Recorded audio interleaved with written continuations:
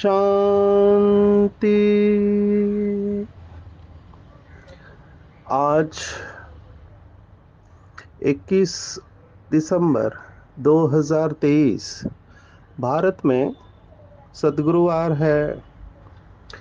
Today is 21st December 2023 and it's Thursday in Bharat. आज की मुरली का जादुई रहस्य स्वयं को प्रेरणा देने के लिए magical secrets of today's Murli for motivating the self. आज की पूरी साकार मुरली बाबा हमको संपूर्ण अवस्था तक ले जाने के लिए बहुत गहरे यूनिवर्सल प्रिंसिपल बता रहे हैं। समझना मुश्किल है एक ऑर्डिनरी कॉन्शियसनेस साधारण चेतना वाले व्यक्ति को, लेकिन जैसे जैसे हम यूनिवर्सल फ्रीक्वेंसी के साथ ट्यून होने लगते हैं, वैश्विक चेतना के साथ एक रूप होने लगते हैं, जैसे जैसे हमारा योग स्थिर होने लगता है, हमको सत्य महसूस होने लगता है। बाबा ने कुछ दिन पहले शब्द इस्तेमाल किया था, परिपक्वता, मैच्योरिटी। तो हमने देखा कि लौकिक में भी जैसे आप सीनियर होने लगते हैं, उम्र बढ़ने लगती है, तो आपके अंदर मैच्योरिटी आती है, माना परिपक्वता आती है। आपको ये समझ में आने लगता है कि रिश्ते अहमियत रखते हैं और लोग कैसे बर्ताव करते हैं, ये दुनिया कैसे चलती है, ये सब आपको समझ में आने लगता है। लेकिन स्पिरिचुअल ट्रुथ या आध्यात्मिक सत्य समझना हर एक के बस की बात नहीं होती है।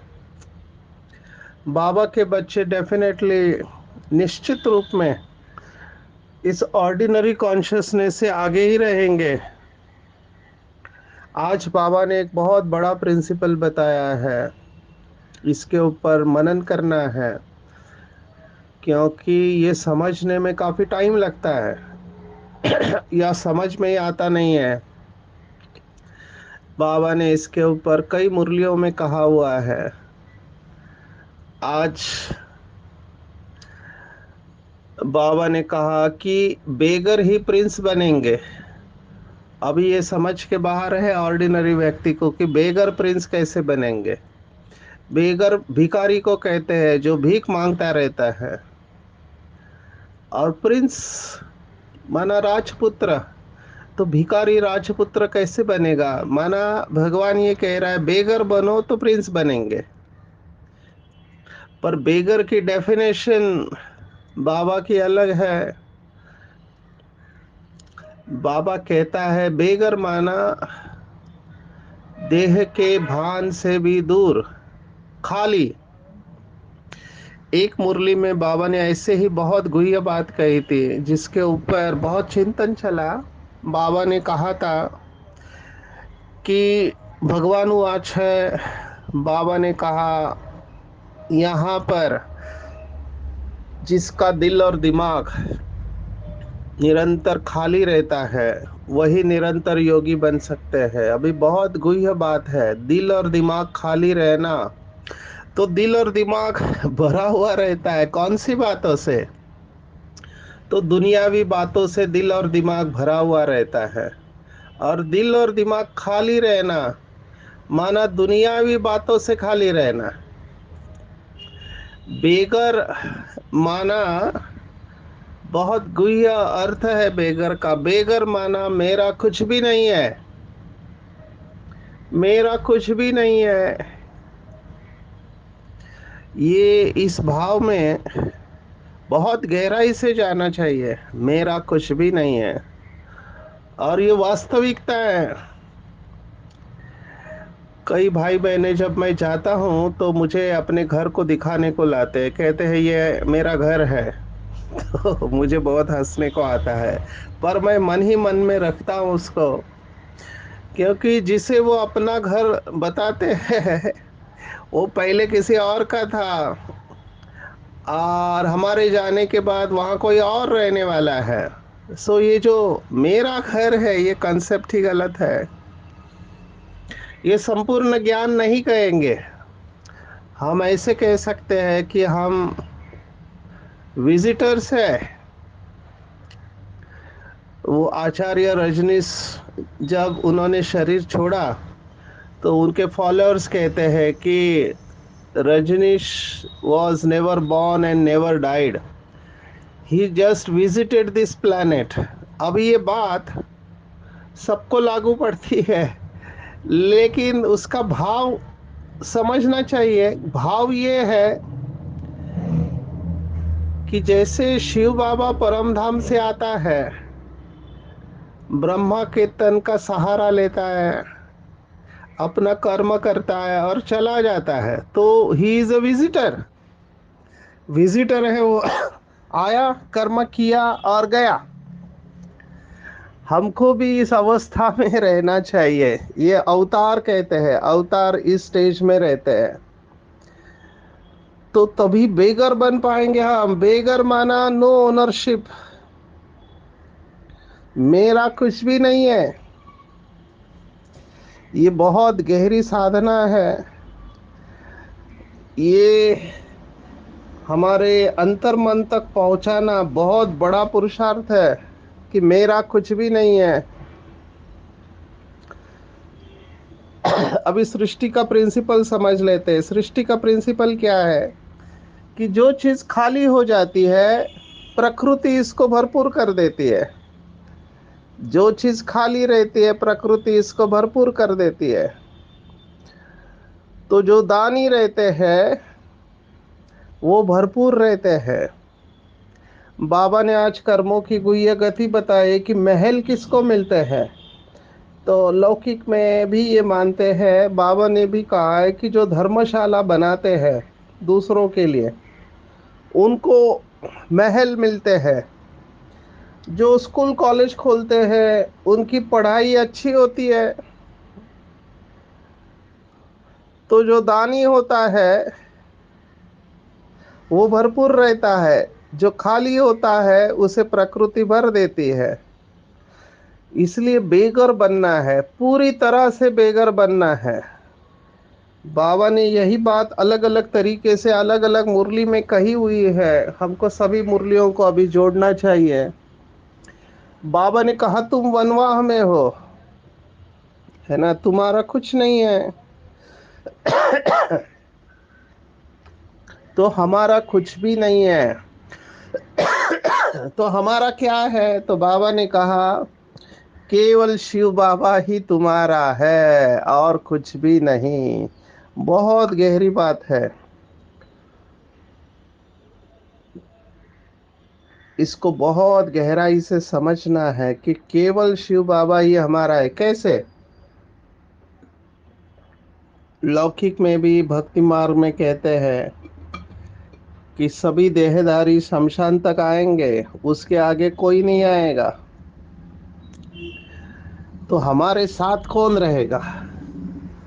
तो दो बातें कहते, एक हमारे कर्म, दूसरा शिव बाबा। तो बाबा अल्टीमेटली यही चाहता है कि बाबा को बच्चे अपना संसार बना ले कि शिव बाबा के सिवा मेरा यहाँ कुछ भी नहीं। जिसे मैं मेरा समझ रही हूँ या समझ रहा हूँ वो सब टेम्पररी है। अगर मैं इसमें फंस गई व्यक्ति और वस्तुओं में, तो मैं बाबा के साथ जा नहीं पाऊंगा, या दूसरे शब्दों में मैं प्रिंस बन नहीं पाऊंगा। आज दो उदाहरण दिए हैं शास्त्रों के बाबा ने। एक, द क्लासिकल जनक, राजा जनक का। सभी भाई बहने जनक की कहानी जानते हैं, इसलिए मैं इसको यहाँ पर रिपीट नहीं कर रहा हूँ। दूसरा, राजा हरिश्चंद्र का। दोनों ने अपना सब कुछ ईश्वर के अर्पण कर दिया।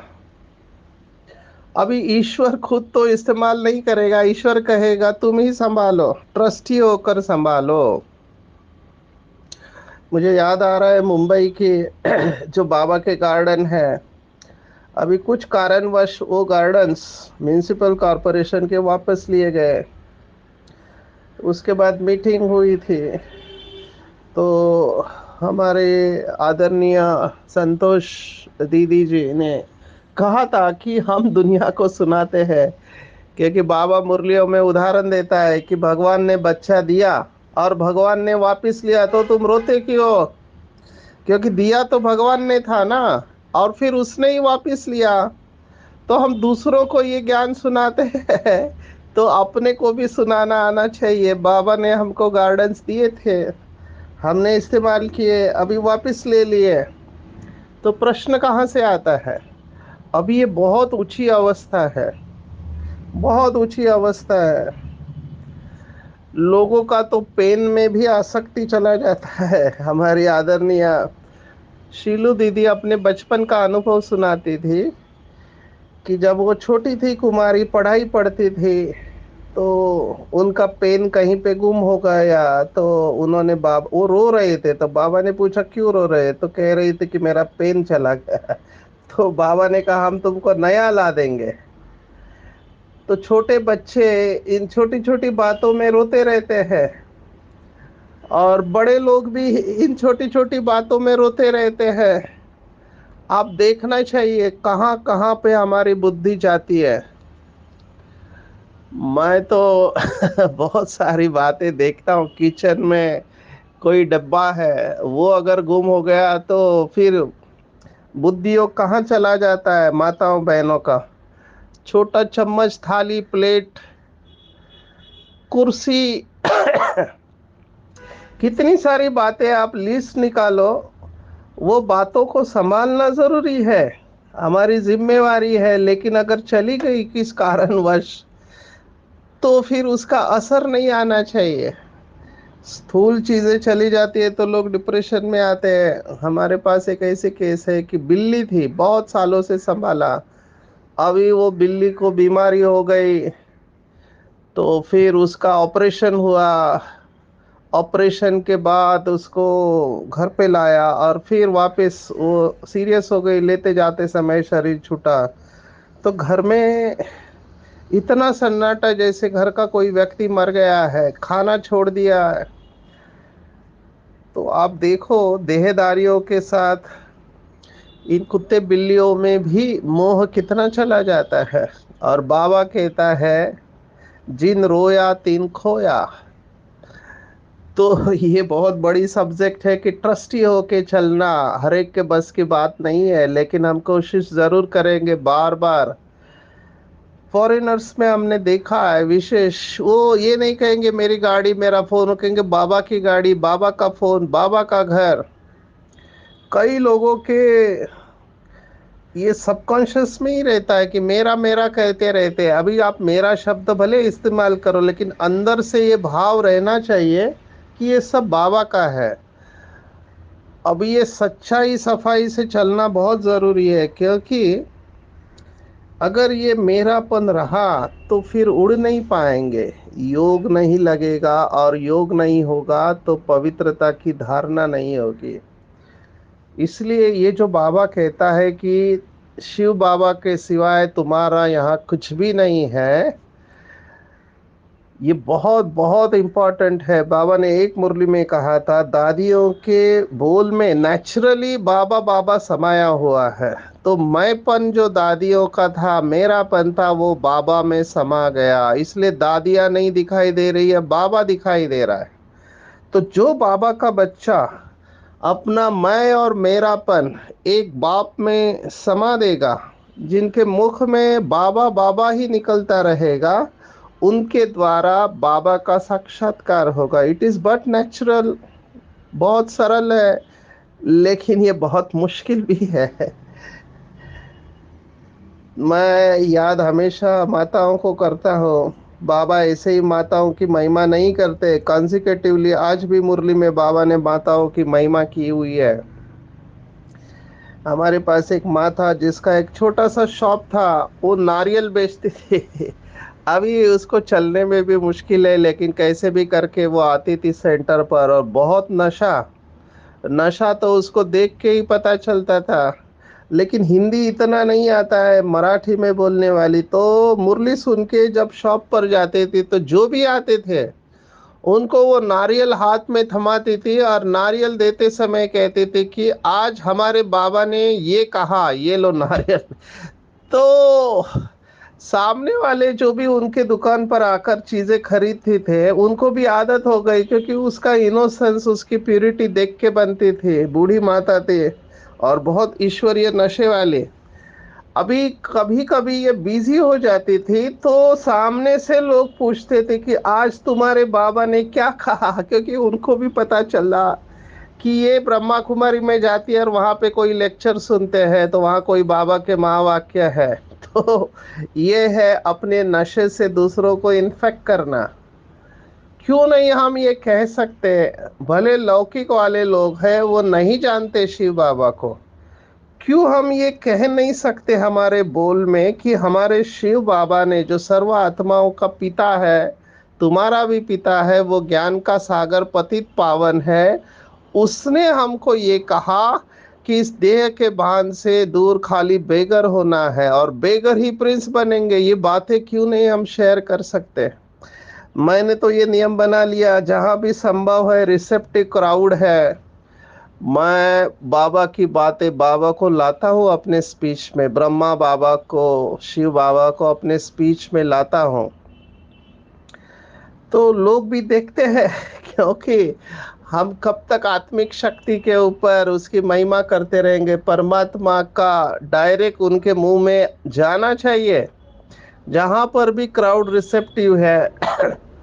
मैं बाबा की बातें सुना देता हूँ। अभी तो मैंने मेडिकल कॉन्फ्रेंसेस में मुरली के अंदर की थेरेपी को बताना चालू किया है, क्योंकि मुरली मेरे हिसाब से एक प्रकार की थेरेपी है।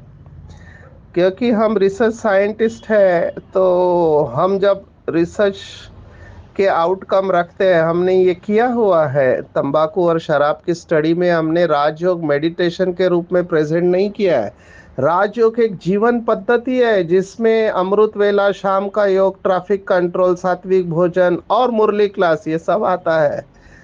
तो मैं मुरली का वरदान दिखाता हूँ, और उस वरदान में बाबा की कौन सी बात है जो हम टेक्निकल शब्द पहले बताऊंगा। टेक्निकल शब्द है कॉग्निटिव रिस्ट्रक्चरिंग। अभी कॉग्निटिव रिस्ट्रक्चरिंग का अर्थ क्या हुआ कि आपके सोच में परिवर्तन आना चाहिए। तो बाबा की मुरली हमारे सोच या दृष्टिकोण को बदलती है, और ये बाबा ज्ञान का सागर इस तरह से ईश्वरीय नशे के आधार पर हमारे सोच में परिवर्तन लाता है। ये बातें अभी बताने का समय आ गया है।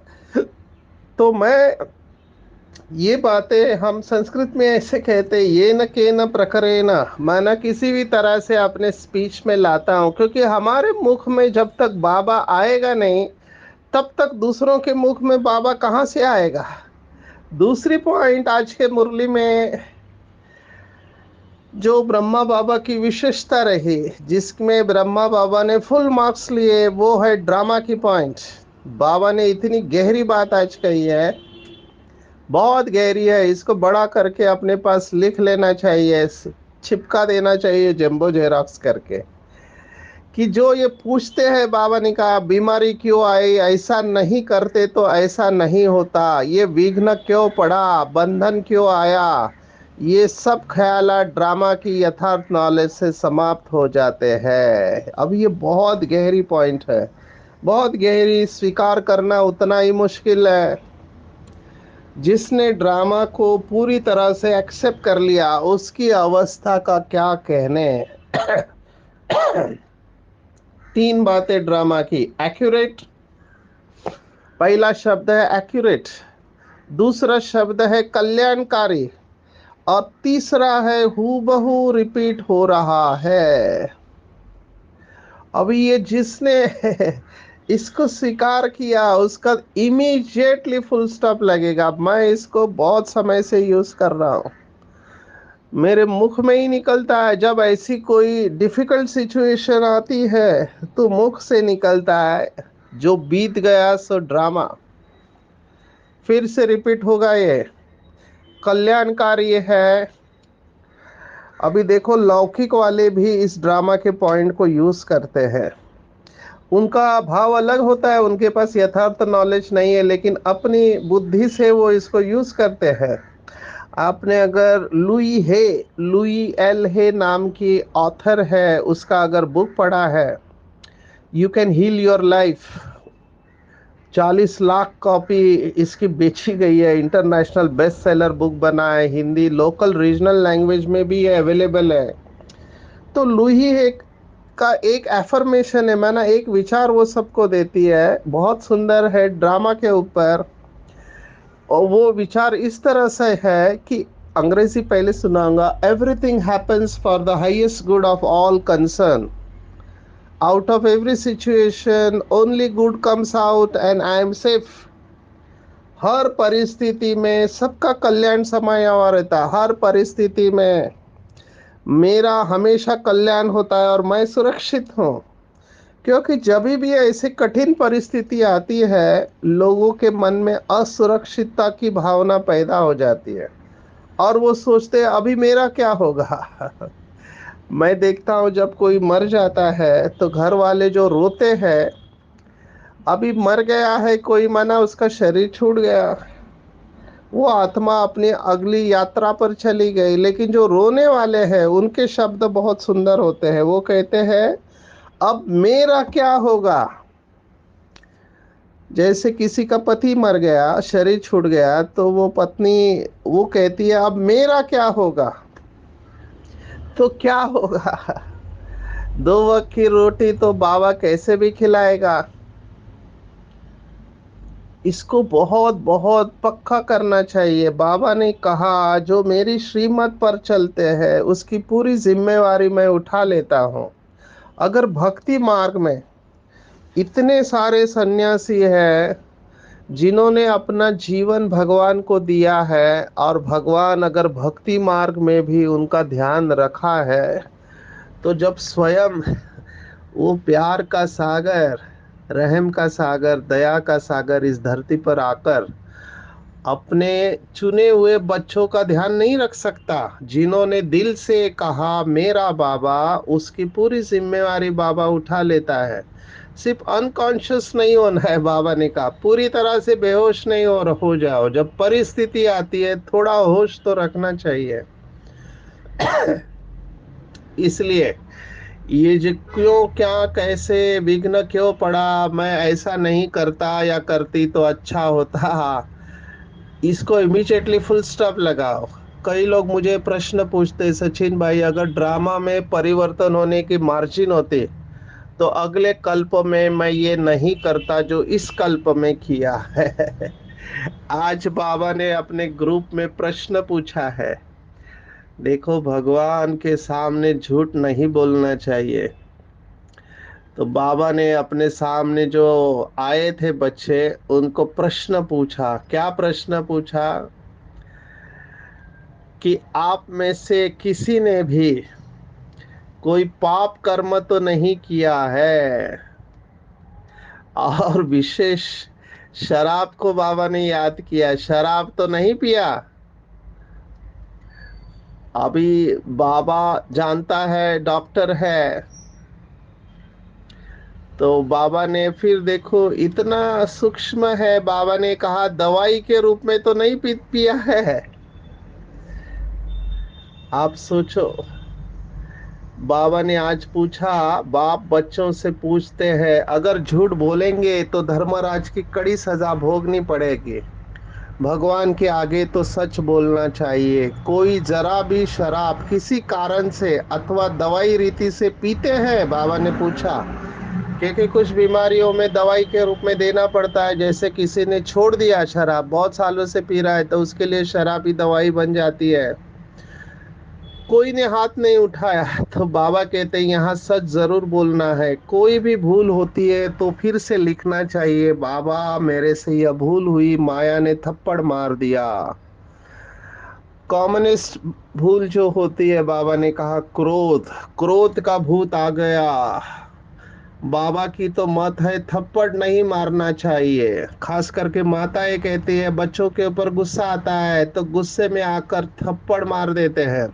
सिर्फ बच्चे हमेशा सॉफ्ट टारगेट होते हैं। किसी भी प्रकार का डिस्टरबेंस हुआ, पति पत्नी का झगड़ा हुआ, रिश्तेदारों का झगड़ा हुआ, कुछ भी हुआ, बच्चे बेचारे छोटे होते हैं तो बड़े लोग उनके ऊपर अपना गुस्सा निकाल देते हैं। बाबा ने आज देखो क्या कहा कि बच्चे महात्मा समान होते हैं, महात्मा पर क्रोध नहीं करना चाहिए, गाली भी नहीं दे सकते। है ना, मेरे पास ये केसेस आते हैं, गुस्से में गाली देते हैं। तो बाबा ने कहा गाली भी नहीं देना चाहिए, क्योंकि बाबा की डिससर्विस करते हैं, बाद में हाय तौबा करेंगे। इसलिए अभी क्षमा मांग लो और आगे नहीं करेंगे, ऐसे अटेंशन रखो। बाबा देखो कितना प्यार से कह रहा है कि बाबा बहुत प्यार से कहते हैं, लाडले सपूत बच्चे, प्यारे बच्चे, कभी झूठ नहीं बोलना। तो इस प्यार के सागर के प्यार को फील करेंगे कि बाबा हमको अपने जैसा बनाना चाहता है। जितना हो सकता है अपना सब कुछ सफल करेंगे। आज मम्मा का उदाहरण दिया है कि मम्मा ने क्या निकाला, फिर भी वह ज्ञान में तीखी गई, तन मन से सेवा कर रहे। धन नहीं था, इसमें पैसे की बात नहीं है। अगर तुम गरीब हो, कुछ भी नहीं निकालो, नॉलेज को तो समझो और मन मनाभव हो जाओ। और गृहस्थ व्यवहार की संभाल करनी है ताकि आपके बच्चे दुखी ना हो, क्योंकि ये आपकी रचना है। आज का वरदान भी बहुत डीप है। कभी भी किसी के संबंध संपर्क में आते, बाबा ने कहा कभी ये प्रश्न ही नहीं उठना चाहिए कि ये क्यों करता, क्यों कहता, ये बात ऐसे नहीं ऐसे होनी चाहिए। जितना प्रश्न रहेंगे उतना प्रसन्न चित्त नहीं रहेंगे। बाबा के महावाक्य बहुत मुरलियों में कहा, ये क्यों क्या कि क्यों में चले जाते, क्यों माना रेखा लाइन में रह जाते हैं। इसकी रचना रच लेते हैं तो उनकी पालना भी करनी पड़ती है, क्योंकि जो संकल्प आपने क्रिएट किया, उसको आपने पैदा किया, तो उसको पालना भी करनी पड़ेगी, समय और एनर्जी भी देनी पड़ेगी, और ये सब वेस्ट है। तो वेस्ट को बंद करो। बाबा ने कहा बर्थ कंट्रोल के ऊपर आज भी मुरली में आया हुआ है। कितनी भी कोशिश करो, इनको पता है नहीं कि आत्माएं ऊपर से आनी है, तो ये बर्थ कंट्रोल हो नहीं सकता, क्योंकि आत्माओं को ऊपर से आना ही है। लेकिन ये व्यर्थ संकल्पों का बर्थ कंट्रोल हम जरूर कर सकते हैं। तो ज्ञानी तो आत्मा, कल भी मुरली में था, ज्ञानी तो आत्मा कभी ये नहीं कहेगा कि ऐसा क्यों क्या, बिल्कुल नहीं, जो हुआ बहुत अच्छा। ज्ञानी तो आत्मा ज्ञान की शक्ति के आधार पर इमीडिएटली फुल स्टॉप लगा देंगे। ये है ज्ञान की शक्ति। बाबा को क्यों ज्ञानी तो आत्मा पसंद है? क्योंकि ज्ञानी तो आत्मा बच्चे स्वयं को संभाल लेते हैं, नहीं तो माँ बाप की एनर्जी उसमें बहुत चली जाती है। आप सोचो लौकिक में भी जो बच्चा समझदार होगा तो माँ बाप उससे निश्चिंत रहते हैं, क्योंकि उसको पता है कि ये बच्चा अपने आप को संभाल लेगा। और जो बच्चा ज्ञानी तो आत्मा नहीं है, उसको संभालने में माँ बाप की बहुत एनर्जी जाती है। भगवत गीता में बहुत कुछ लिखा हुआ है, समय के अभाव से मैं नहीं जा रहा हूँ, पर बाबा ने भगवत गीता में कहा है कि ज्ञानी साक्षात मेरा स्वरूप है, क्योंकि बाबा ज्ञान का सागर है। और ऐसे बच्चे जो बाबा के ज्ञान को स्वयं में धारण कर ले, वो भी मास्टर ज्ञान के सागर है। और उनके नयनों में बिंदु रूप बाप समाया हुआ रहता है। ये कबीर का दोहा है कि दूजा कहाँ समाए, क्योंकि एक परमात्मा को आपने अगर दिल में समा लिया तो ये ऐसी चीज है कि एक म्यान में एक ही तलवार रहती है, दूजा कहाँ समा है, दूसरा रह ही नहीं सकता है। तो नैनों में, दिल में बाबा की याद रखनी है। आज की पूरी मुरली को रिवाइज करेंगे कि बाबा के सिवा मेरा कुछ भी नहीं है, सब कुछ बाबा का है, मेरा कुछ भी नहीं और मुझे कुछ भी नहीं चाहिए। ये एक्यूरेट कल्याणकारी ड्रामा है जो हूबहू रिपीट हो रहा है। अगर कोई ड्रामा प्लान अनुसार भूल हो गई तो सच्ची दिल से बाबा को लिख के देना है, झूठ नहीं बोलना है, बाद में पश्चाताप नहीं करना पड़े। एक एक कौड़ी ईश्वरीय सेवा में सफल करना है, ट्रस्टी होकर चलना है और चित्त हमेशा प्रसन्न रखना है। प्रश्न समाप्त हो गए क्योंकि बाबा मिला, सब कुछ मिला। अच्छा, ओम शांति।